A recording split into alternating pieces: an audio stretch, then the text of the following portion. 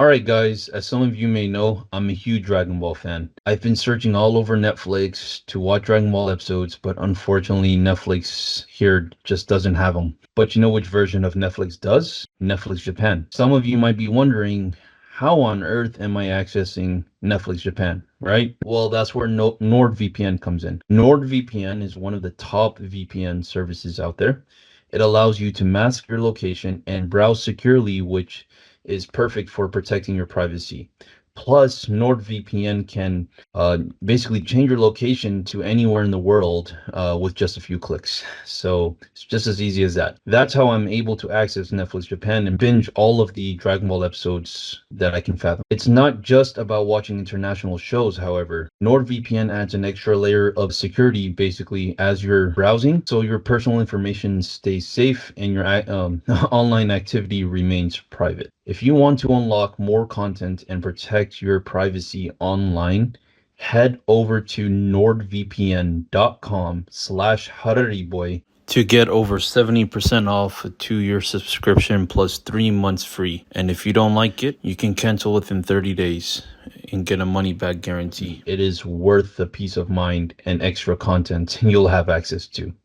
Thank you. Hello everybody, welcome to episode 3 of the Harariboy Podcast. Thank you guys for joining. We have a whole slew of topics for you today. Starting with how to take advantage of 2024, how to win financially, real estate investing and why it's not passive income, goals for baby steps 4 through 6. I'm also going to cover whether or not you should be buying a house right now, if now is a good time to buy a house, how you should start investing in your future. And finally, we're going to go over how to choose a career, whether you should choose a career based on fulfillment or financial gain. All that and more. Stay tuned for that.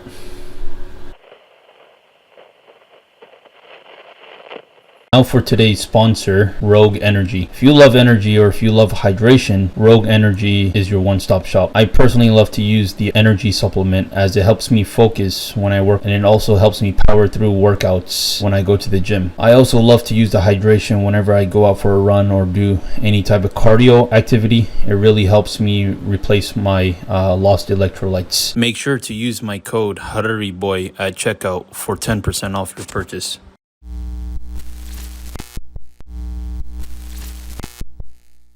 Alright, starting with our first segment here, how to take advantage of 2024. Alright, so the first thing I have here, a couple warning signs or what's going to happen in 2024 from what I've been reading, from what I've been hearing. First and foremost, the Federal Reserve is hinting at a major cut on interest rates. That's going to be huge. Interest rates for houses, home mortgages has been steadily increasing over the years, especially due to inflation and other factors.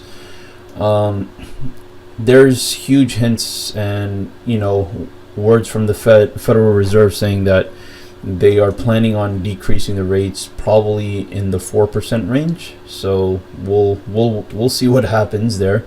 But if that happens, that means it could lower rates for new home buyers, which will be great, right?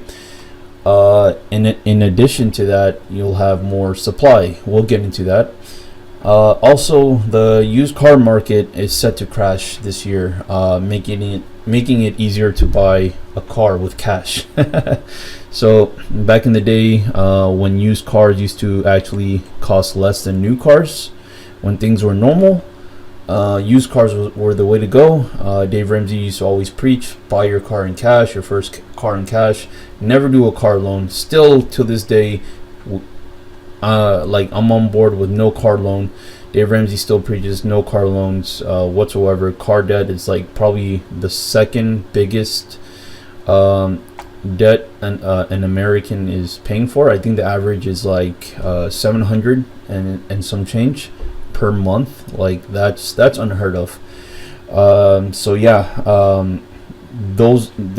a good starting point there. I'm gonna go ahead and play a brief video for you guys from George Camel, basically highlighting 3 goals for 2024 and how you should be spending and saving your money. So yeah, here's that video there, and I'll go ahead and give you my reaction. Here's 3 things you got to do if you want to win with money in 2024. Number 1, you got to track your spending. This means you got to pull up your bank statements, see where your money has been going, and then make a plan to change it going forward. The easiest way to do that is by making a monthly budget and sticking to it. Number 2, you want to set some financial goals, and you want to make them very specific and very measurable. Okay, if you aim at nothing, you're going to hit it every time. So if you want to pay off debt or increase investing or save up the down payment, set that number in your mind and make sure you're getting that monthly goal in order to achieve it. And number 3, you got to ditch the credit. Stop using debt. No more buy now, pay later. No more swiping the credit card. I promise you, if you use your own money, you're going to spend differently and you're going to build wealth so much faster. All right, so you heard what he had to say there. The 3 takeaways from that is track your spending, set financial goals, and ditch credit. These are very, very key factors. Let's start with tracking your spending. Dave Ramsey always likes to say, you have to tell your money what to do. Your money cannot tell you what to do. You know, those times where you just willy-nilly swipe your credit card or debit card, and all of a sudden you look at your statement and you're like, where did all my money go? Like, it literally just goes away. One good method, of course, there's apps out there, you know, like the Every Dollar app by Dave Ramsey, as well as Mint and some other ones. My personal thing that I do is cash, and Dave Ramsey has talked about cash in the past as well. What you're going to want to do is you want to set aside a budget every week and just call that spending money, and you don't exceed what you have delegated as your spending money. So basically the cash that you have for the week is the cash you will be spending, right? Make sure you make it enough to last you the week. You know, write down groceries, gas, and probably entertainment as well, because you know you need that just to live a little bit. But yeah, whatever that comes out to be, just have that in cash, in your wallet, in your purse, whatever the case might be. And it's helped me a lot in the past. Dave Ramsey has also said there's a psychological feeling towards it. So when you swipe your debit card, you don't really feel the ouch feeling, the pain of, oh, I just spent this money. But when you actually have cash and you're actually, like, let's say it's you have a few $100s for the week or $100 for the week, once you actually break that $100 and you actually see it come back and change, yeah, it really does something to you psychologically. I don't know how to explain it, but it definitely gives me that ouchy feeling, like, hey, I need to save. So pretty much, and I've been utilizing this method. I had no problems. Sometimes I'd even have some money left over towards the end of the week, which is great, right? Throw it in the jar or whatever. But yeah, that's definitely something that's been working for me. Find what works for you. It might not be the same, but that's where I found success in tracking spending. Also, setting financial goals. So you always have to have this. What I do is I say, hey, I want to save a percentage of my income every single month. You know, and I just have that in my mind, and then I kind of do what's called I don't know if it's actually called this, but I call it this, the subtraction method, right? So I have a set figure in my mind, and from that, every single every money that I put towards that financial goal I'm trying to hit for that month, I subtract it from that total. That way I actually see me actually accomplishing my goal, and once it gets to 0, that's like an amazing feeling, saying like, okay, I hit my goal for this month, and now I saved you know, whatever the case might be in my savings, and from there, you know, I'm able to just basically set that goal and keep track of it that way. From there, ditch credit. So yeah, those of you who are still like, dealing with credit, I know the most popular one is probably credit card points. You have no idea how many times I hear this, especially the ones with consulting jobs and stuff like that, where your company basically reimburses you, and then you're just collecting on points, cash back, or flight rewards, whatever the case might be. I'll be honest with you. Those guys are a lot smarter than you. They've done a lot of research. You might be thinking that you're gaming the system, like, oh my god, I'm getting all this free money back. But you got to think about it. You're actually spending more than they're giving you back. First of all, right? And second, you're basically funding their malpractices, let's say, of keeping people in debt for longer, and they're building their big buildings in the city on the financial bearings of others, which is terrible. So just overall, for your own financial well-being, rather than looking in the rearview mirror trying to catch up on paying back what you've spent on a credit card, it's better to look forward and say, okay, I have this much saved, I'm going to get it back through reimbursement, whatever the case might be. It's better to have that physical money in your account than to rely on things like credit card points and stuff like that. I'll actually tell you guys a story. I got one of those Delta cards way back when, and they literally told me that if I spend $500, I'll get 10,000 miles,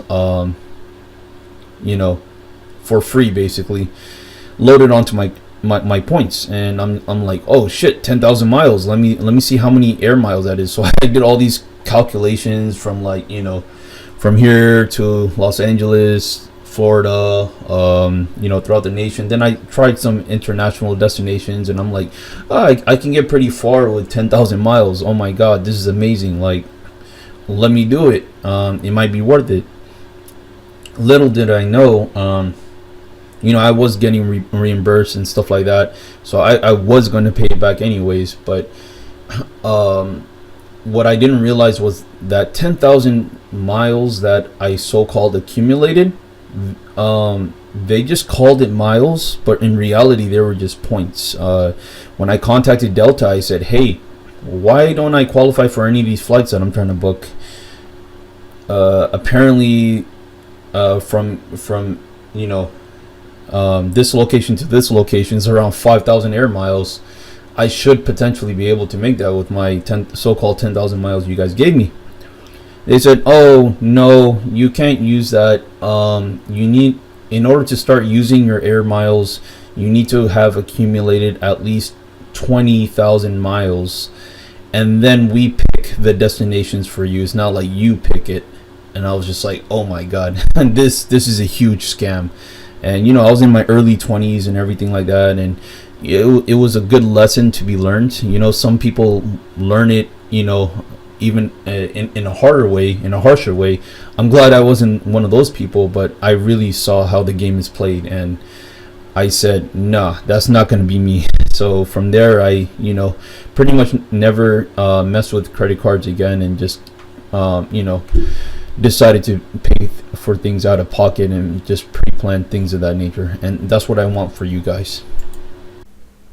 Also, guys, make sure to check out my merch. I do a new merch drop every single month, so link is in the description below. Go ahead and check that out. Now for our final segment, career fulfillment. Let me play this Dave Ramsey video on career choices, and it's another one actually from Ken Coleman. And he'll basically go through whether or not you should select a career based on financial or fulfillment. And then in Nebraska, she says, I'm a dental hygienist, but I'm considering getting a bachelor's degree in something that would be more fulfilling and give me more opportunities.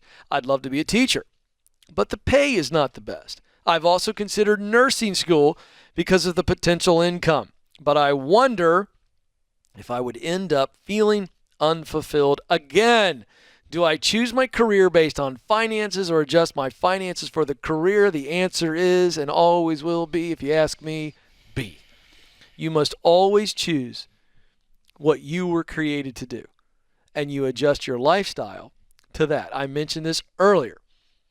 Teachers who across the nation, the median income is $60,000. They are the third largest group of everyday millionaires, which means they live on less than they make. They are very fulfilled. In other words, they've got plenty of income because they're working for impact. And I say this on the Ken Coleman Show every day when I start the show. You were created to contribute. You were created to work. You don't work to live, you live to work. And that doesn't mean becoming a workaholic and putting all your value in your paycheck. What it means is you were created to contribute. That's why everybody that I talk to on the show, AO, who calls in and they're very confused. Ken, I don't know what I want to do with my life. I just want to help people. Everybody says that because we all long to make a difference. So the answer is figure out what you're supposed to do. You can call my show. We'll do a deep dive with you. Once you figure it out, you adjust your lifestyle to that. You know what, Ken, I want to ask something to that. All right. It's not really necessary to the question, but to the point you just made. And I really want America to hear this out. How is it that teachers who are making, on average, median income, making $60,000 a year, right? But then they are retiring millionaires. Yeah. I want to teach right here from the money principle. Yes. Do it. You say live below your means. That's how they're doing it. They're living below their means. They're paying off their debt. And then also in that same study that we did, we found out that they're also paying off their mortgage. Yes. Watch this. When they retire, if they have $1 million in their retirement funds, and then let's say they just draw the interest only, don't pull from the $1 million. Let's just say the interest is 10% at that time. It's $100,000. So I know America are probably saying, where are you gonna get 10% from? Well, I can talk to that too, but let's just go down to the low end. Let's say it's 8%. That's $80,000. So when she retires, she's debt free, has $1 million in her account, and she gets a $20,000 pay raise. Yeah, that's right. To go retire.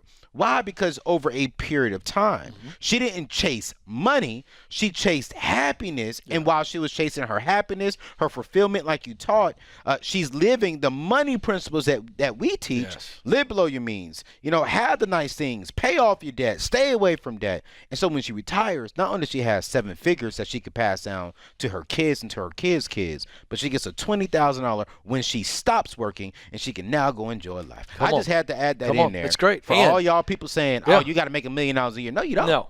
And not only did he make the financial case, let me make the soul case. Not only has she had a raise in retirement, she's going to get to the end of her journey, look back and reminisce, not regret. So good. And that's what this journey is all about. All right, so you saw what he had to say there. My key takeaways are as follows. Find out what you are good at and pursue how to become the best at it, right? That should always be your aspiration. Once you do what you love for a career and work hard at it, the money will follow, almost always, pretty much. Never choose a career you're not interested in just for the money.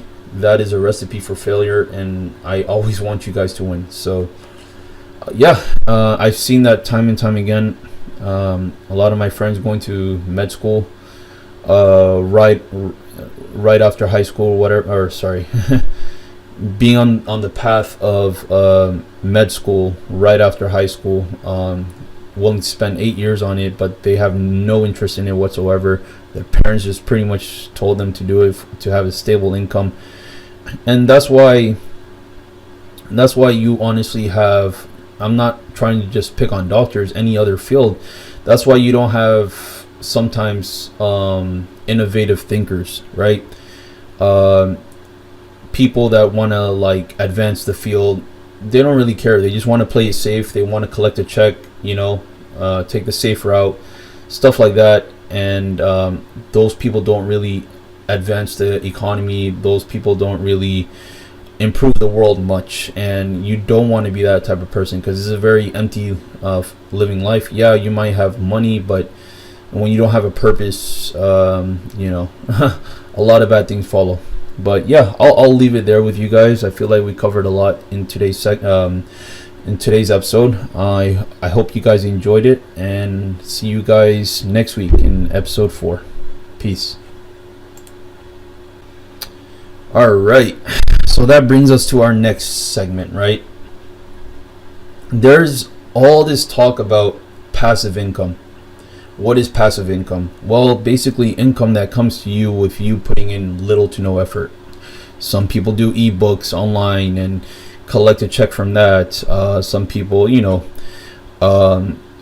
anything that's automated, maybe they have a Shopify account, whatever the case might be, they're selling and it's just working by itself. Anything that makes you not lift a finger, but you're still getting paid from it is pretty much passive income, right?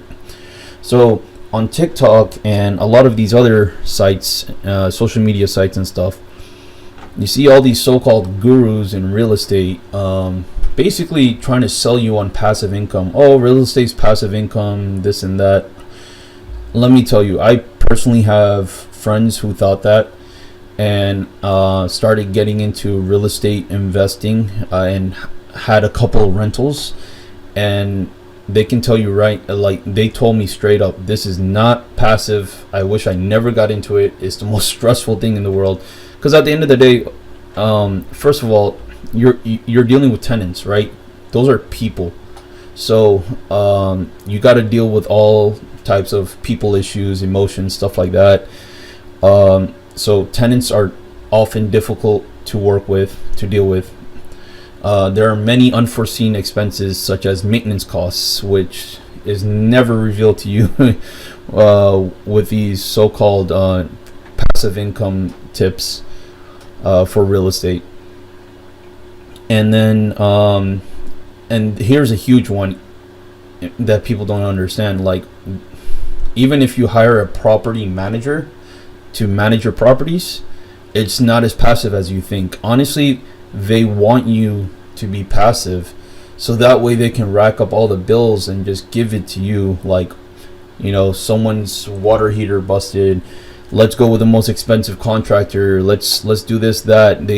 When you're not there to vet those type of things, everything builds up and then you're left with a surprise at the end, when you could have just dealt with it from the forefront and prevented that from happening. So this is why real estate investing is not passive whatsoever, and you shouldn't think about it as passive income going into it. Now, if you have the right mindset, you have money saved up, and you're doing pretty well for yourself, then yeah, there's a lot to gain from real estate investing. I'm not saying there isn't. It's a very lucrative thing, even if you have rental properties, stuff like that. But a lot of those people that actually have rental properties, they will tell you that it's almost like a full-time job. So just keep that in mind. I'll go ahead and play this clip from Dave Ramsey here. He'll go into more depth about that. And is in San Antonio, Texas. Love your town, Jason. What's up? Start off by thanking you. You've changed my life. On our last 3 real estate transactions, we've definitely been blessed, and we are on baby step 7. Thank God. Way to go. Thank you, sir. We are in a position where we could potentially be looking at a real estate investment.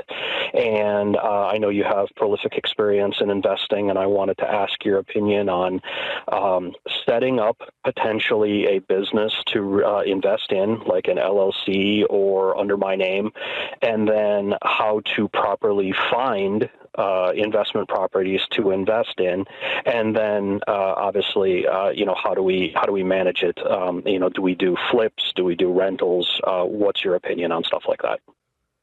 Okay. Well, there's a lot of different things you can do there. That's a whole real estate course you're talking about in a sense. But the as you probably have already figured out, I'm unusual and I pay cash for all mine, or I don't buy it. So that's thing one. I do put all of our properties in an LLC. We don't buy residential houses anymore in our situation. We've got a bunch of them, but we're not adding any. When we were buying those, we would put up to $5 million worth into an LLC, and then we would form another LLC. The reason for that is if an LLC owns the rental house, the tenant gets drunk and falls off the porch and decides it's your fault and sues you, they have to sue the owner of the house, which is the LLC. Exactly. Okay?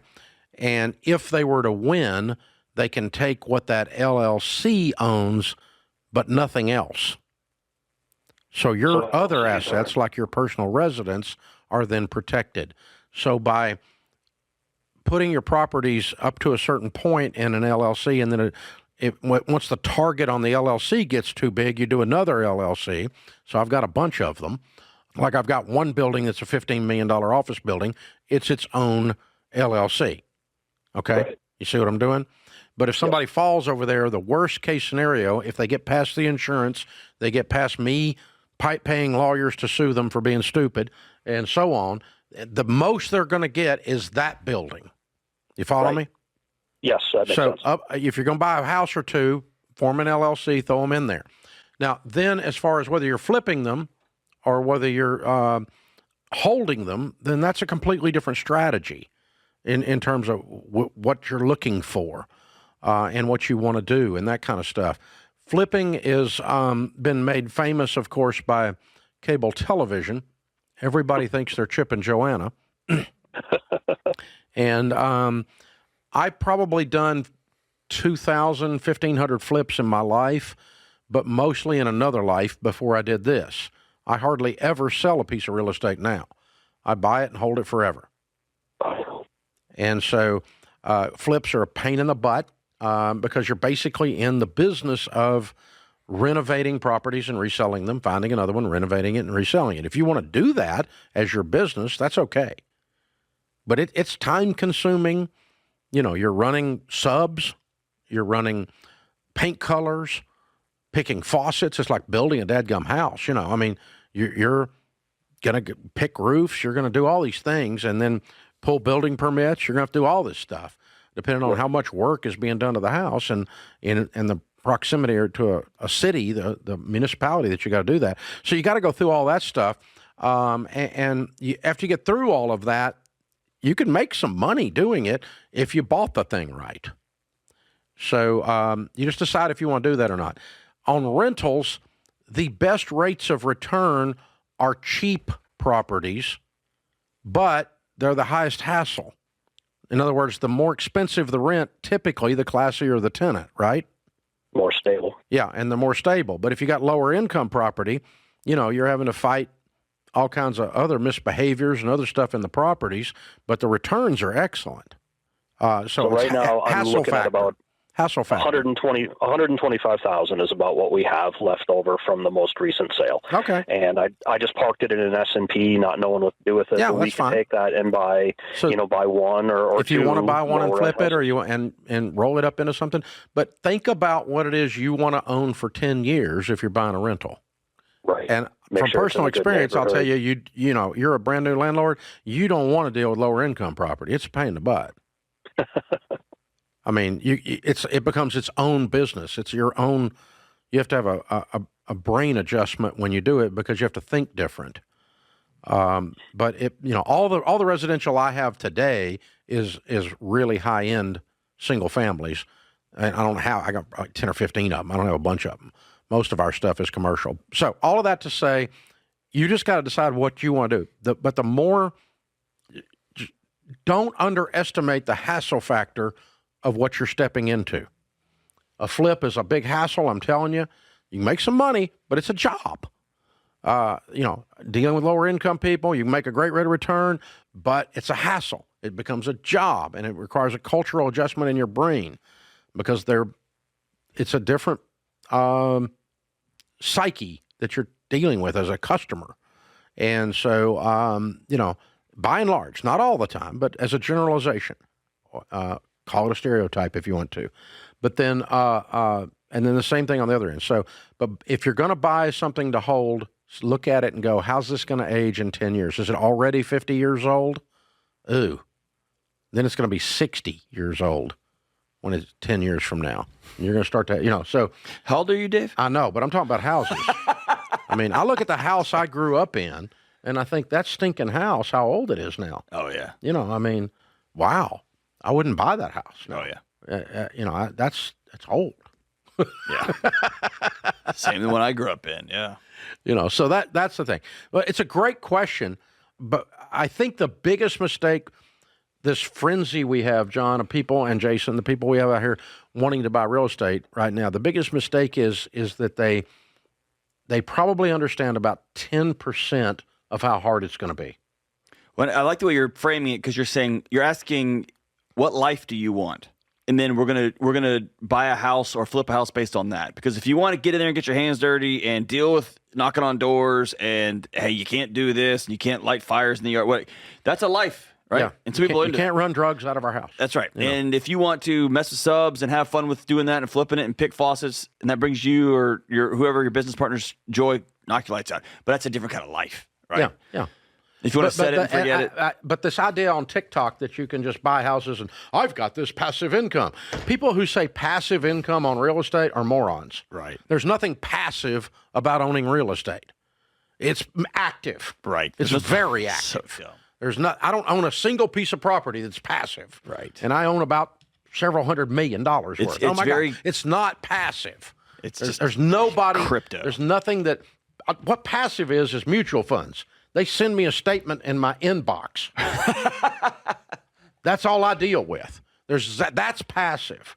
But no, there's no real estate passive income. That's somebody trying to sell you a get rich quick seminar on TikTok or TikTok or whatever the flip it is, So that's the, you just, real estate is a wonderful investment, but do not go into it, folks, with rose-colored glasses thinking it's going to be easy.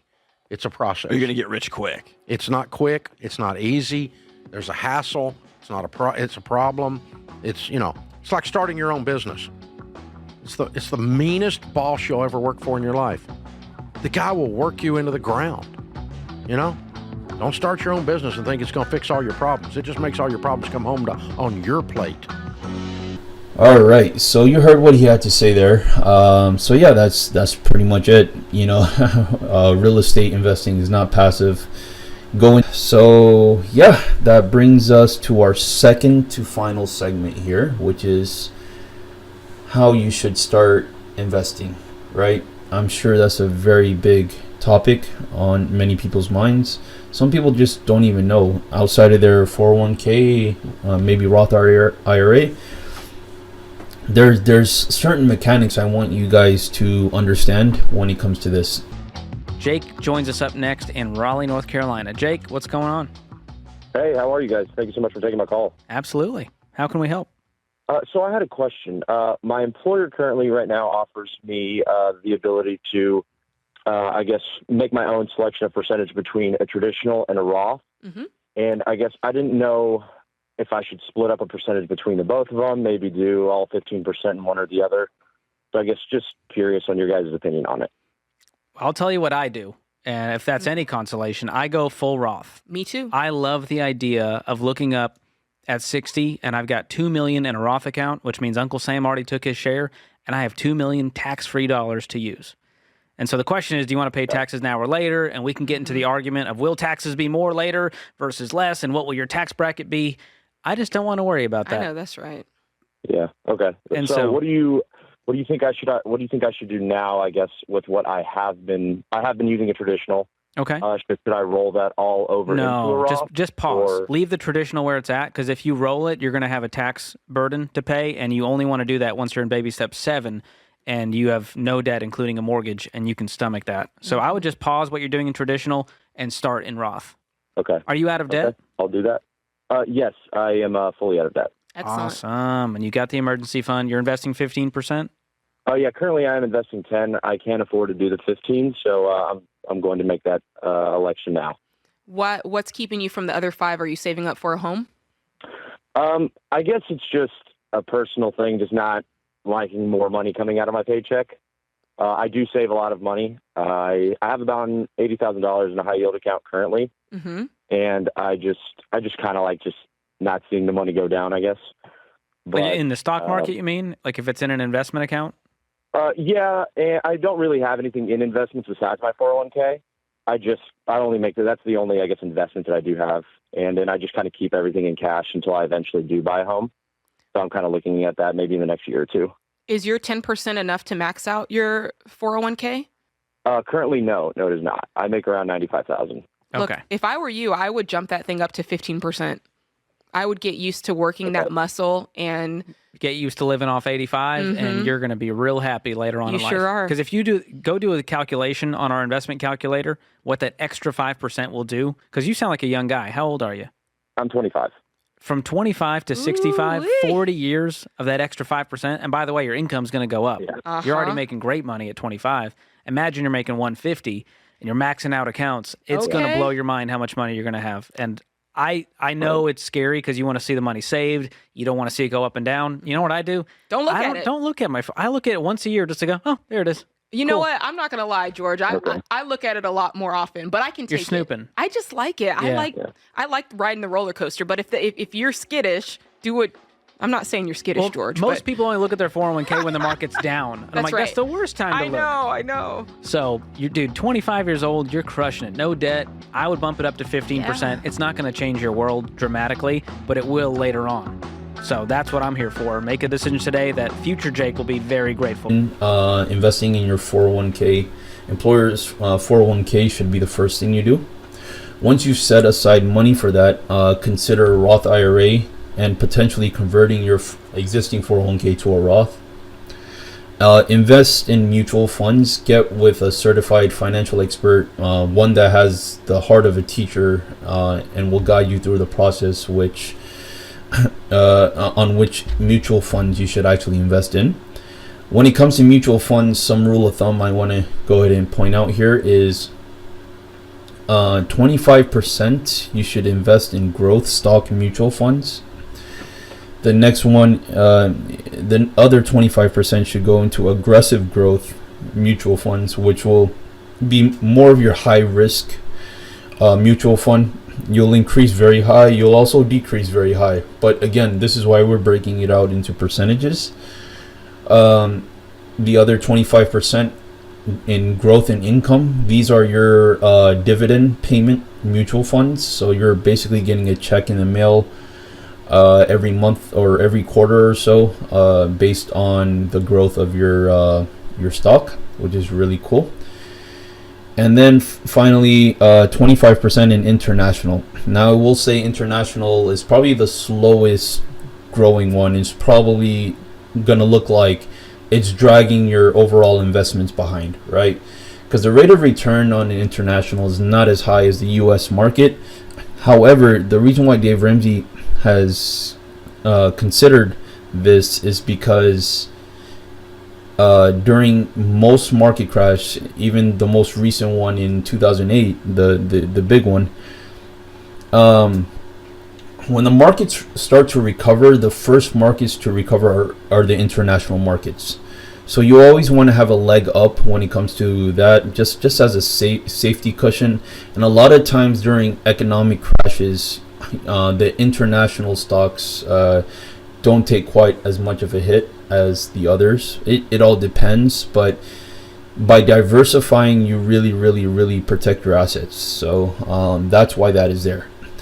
Now, that is a flexible one. As of recent, Dave Ramsey has come down a little bit on that, which especially in the rise of single stocks. Now, he still doesn't suggest investing in single stocks. However, if you're pretty good at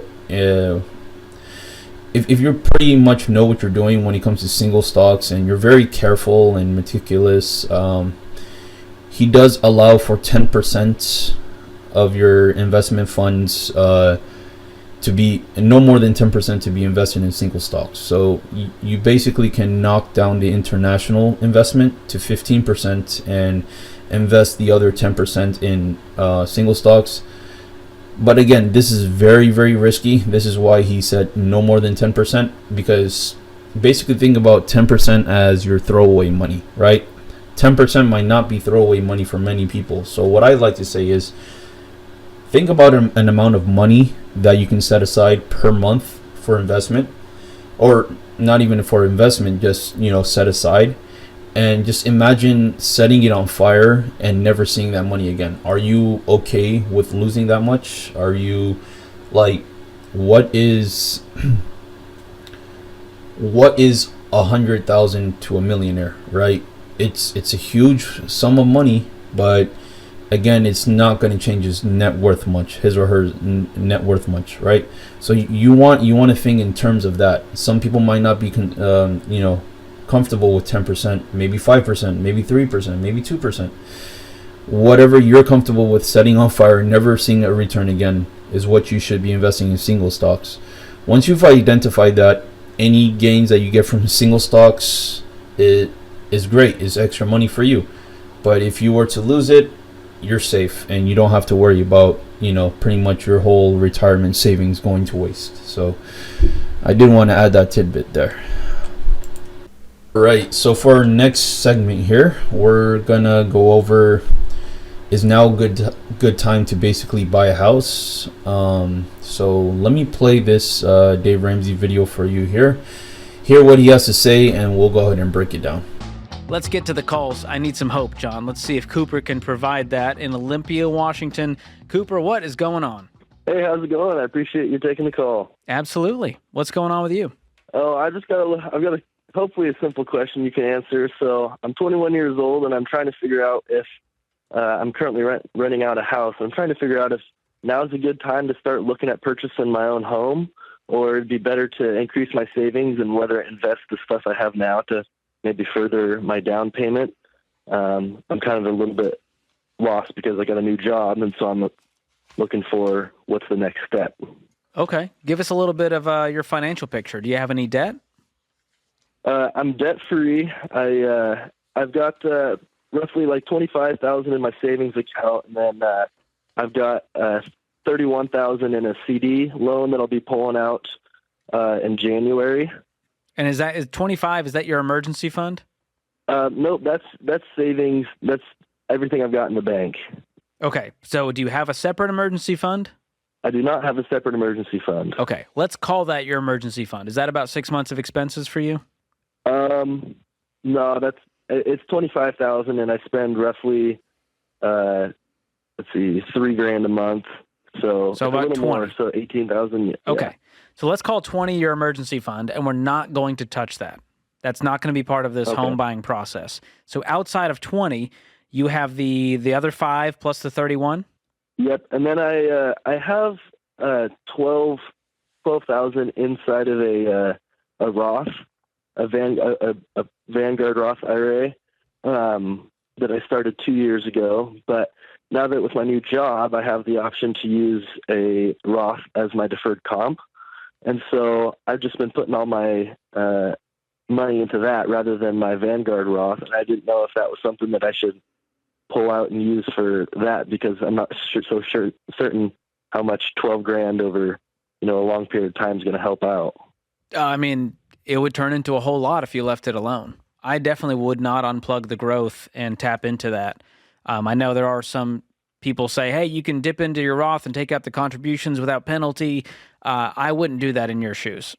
You're a young guy. You got plenty of time for compound growth to do its thing. I would use future income and current savings for this home purchase, and you'll get there. What's your income? Yeah, so it works a little different. So right now I am making like roughly $89,000, but I have step pay. So over the next 5 years, I get a pretty significant increase. And by roughly year 5, I'm on year 1 right now. Okay. Year 5 roughly will be probably 115. Awesome. So we're going to call it 90 for now. How much can you save making 90 with no debt if you just focus on saving up for that down payment? How much could you save in a year? I'm bringing home roughly about $2,000 into my savings each month, so $24,000. Okay. And that's before overtime. I could bump that numbers up with overtime for sure. Awesome. So if we take your 36, we add 24 over the next year, that brings you to a total of $60,000 you have for a down payment. Yeah. So what is your home? Well, the parameter that will help you with this to figure out the math on it is you want to have the mortgage payment be no more than a quarter of your after-tax income on a 15-year fixed. And you can use our mortgage calculator on our website to start crunching the numbers. And what that does, it helps you figure out what kind of home budget should I be looking for and what kind of down payment do I need to accomplish that goal. I see. Okay. And then, as far as over this next, the year that I'm going to be working, saving up for that down payment, what should I be doing with my money? Because, I'm renting right now. And so that's a little annoying just because I know I'm basically burning money. And then I know that having my money just in a savings account is losing valuable, or like No, how valuable Cooper. it is. Cooper, my money right now is in a savings account. Is it? And you know how much sleep I lose? 0. It's in a high yield savings account. You know who else is? George. Okay. You Okay. gotta unbelieve this narrative that Get off renting TikTok, is dude. you're burning money. Renting shows patience. It shows responsibility as you get your financial house in order.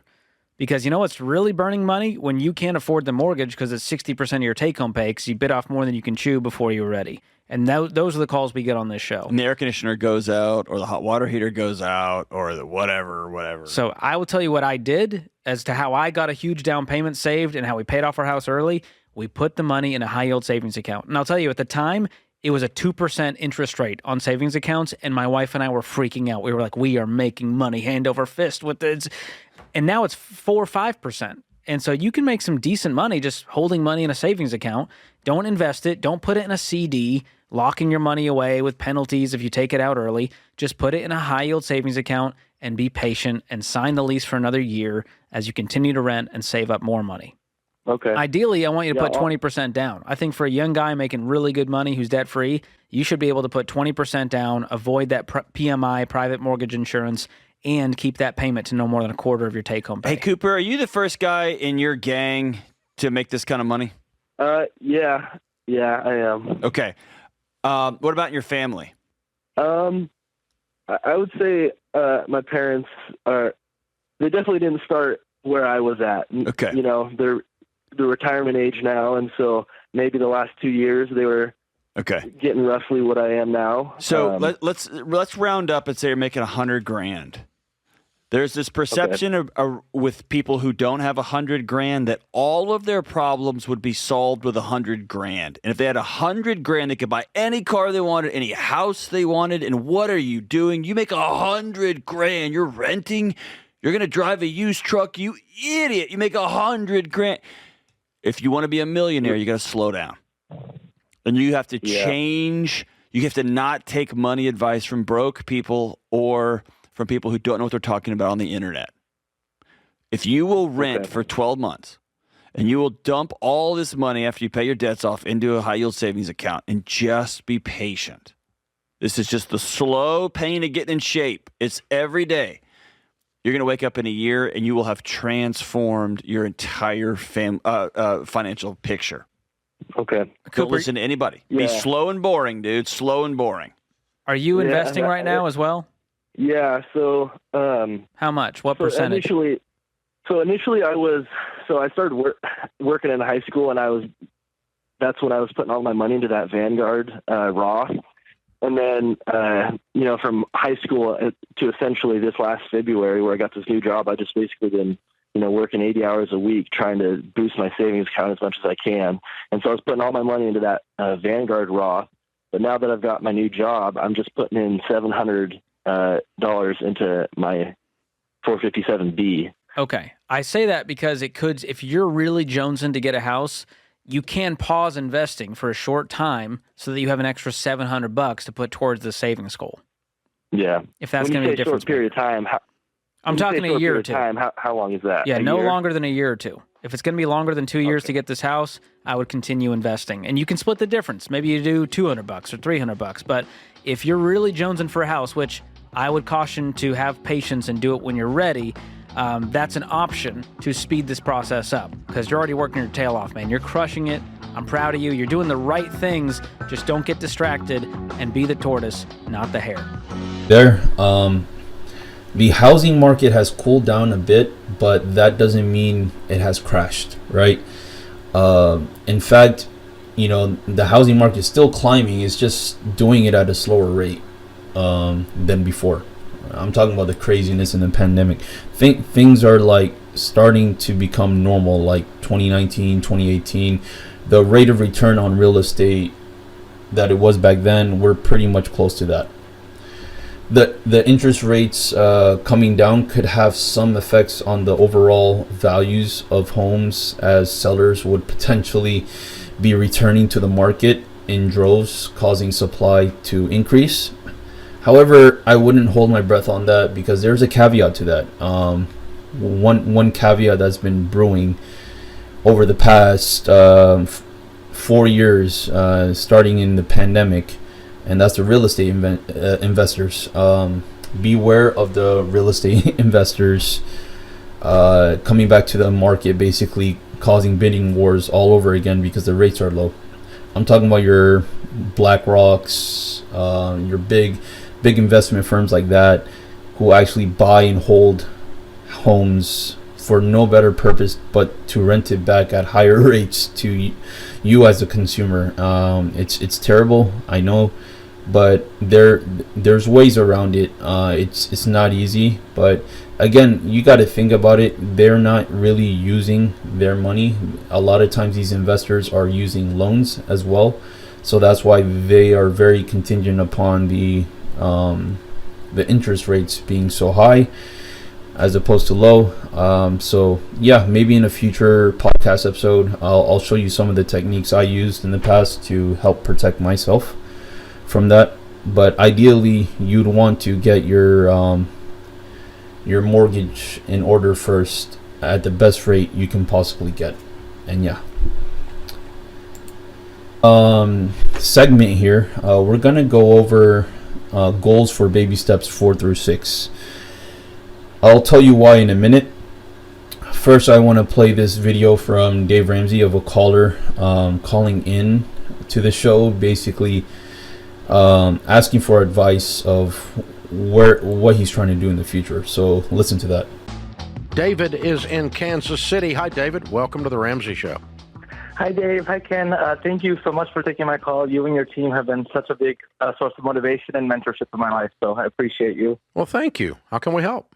Yeah, so I've been following you. I found you all in college, and in short, I think my main question is, so I'm 25. I make about $90,000 a year, and I do just want to point out, like, I am a child of immigrants, and so I've reached a good financial spot being in baby steps 4, 5, and 6, but I think thinking of 2024, in short, I think my biggest fear is like lifestyle creep, and so I still live with multiple roommates, and it's still very hard for me to spend money, and so I just kind of wanted to talk through goals with you. I think the next logical goal would be to save up for a house, but I do plan on maybe going for an expat role outside of the country in a couple of years. So I'm when I think of the future, there's a big question mark, and it's been a little bit harder to kind of define what it is I want to my action steps, if that makes sense. Yeah. That makes sense. So if you were to buy a home and 5 years later expat, what would mean you couldn't sell the home? Well, I think right now where I'm at right now, I have around $30,000 as a down payment. So I would want it to maybe save up a little bit more since interest rates are so high. That wasn't my question. You said I don't need to buy a home because I may expat in the near future, right? Yes. So if you were to expat in 5 years, leave the country, expatriate, right? Because you said you're an immigrant, right? I was born here in the U.S., but my parents are, and so I brought that up because I think I have this mentality of where I watch my parents save everything that they could. But so where would you move? So the company I work for, we have positions all over, but I would love to go to Europe for a couple of years. That doesn't mean you need to expat. That's a whole different thing. Expat means you're leaving and not coming back, dude. Okay. You don't want to expatriate, lose your citizenship to the U.S. in order to not pay taxes or deal with the U.S. government anymore, which that part of it sounds real appealing, but the rest of it isn't. You don't want to lose all of that to go work for some company in Europe and 4 years later change your mind. That's not an expatriate. Okay. That's I want to work overseas. Different deal. Yes, sorry. That's okay. Yes, I'm not sorry. It's okay. I just want to explain. There's people that expatriate, they move to Costa Rica because they're never coming home. Mm-hmm. It's the ultimate go off the grid thing, okay? That kind of stuff. So what's the timeline? Realistically, today, you can change this. He doesn't know. How old are you? He has an idea. I'm 25. I'm single, and I'm currently in the middle of a role right now, so I plan on rolling off in July 2025. And so, when I'm thinking of the next year, I'm like, okay, do I keep being as frugal as I can and max out HSA, max out 401k, or do I kind of take a step back and kind of allow? I think I mentioned this, but I'm a little nervous about lifestyle creep because I've kind of seen my peers kind of go all out on their apartments and their cars, and so I don't really fall into that, and so I don't know if I should keep being aggressive. David, I think the chances of you having lifestyle creep is close to zero. You've mentioned it 3 times in the last 4 minutes. So you're not going to do that. It's not inside of you. Okay. The chances, though, that you what you do need is something to aim at, a more defined process that will enable you then to build your financial plan around that. And so let's just announce to the world, we're going to move to XYZ in 2025 with my company, and I want to live there for 5 years. Okay, I just made that up, or whatever. Okay. If that's your announced goal, then save to make that happen. And that's not maxing out HSAs. That's piling up cash in a mutual fund. So you got a big old pile of cash. So while you're in Europe or Dubai or wherever it is for 5 years working for your company, you've got some pad, you've got some extra things. And then when you come home, you got later, 10 years from now, you've got a big old pile of cash to buy a house with. Okay.